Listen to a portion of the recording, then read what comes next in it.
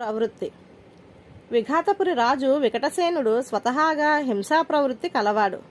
యుద్ధాలు చేయడం, బందీలుగా పట్టుకున్న వారికి నరకం చూపించడం, పూజల పేరిట అనేక మూగజీవాలను బలులు పెట్టడం వంటి అతనికి చాలా అలవాట్లున్నాయి. మంత్రి ధర్మకీర్తి హితబోధలు వికటసేనుడి చెవికి ఎక్కేవి కావు. యథారాజా తథా ప్రజ అన్న రీతిగా ప్రజల్లో కూడా హింసా ప్రవృత్తి బాగా పెరిగిపోయింది. ఇలా ఉండగా ఒకసారి మంత్రి ఆహ్వానం మీద సత్వానందుడనే ఒక గొప్ప సాధువు రాజును చూడవచ్చాడు. ఆయన పురాణాలు, ఉపనిషత్తులు, శృతులు, స్మృతులతోని అనేక విశేషాలను రాజుకు కథలుగా వివరిస్తూ అహింస ఎంత గొప్పదో, హింసను ఎందుకు పరిత్యజించాలో చాలా ఆసక్తికరంగా వివరించాడు.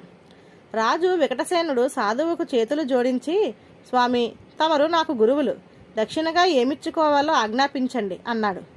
సాధువు చిరునవ్వు నవ్వి, రాజా, నీ రాజ్యంలో హింస తాండవిస్తున్నది.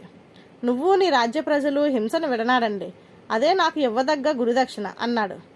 అవశ్యం అంటూ వికటసేనుడు వెంటనే సేనాధిపతిని పిలిపించి, సేనాపతి, రాజ్యంలో నేటి నుంచి అంతా అహింస పాటించాలి. అలా అని వెంటనే చాటింపు వేయించండి.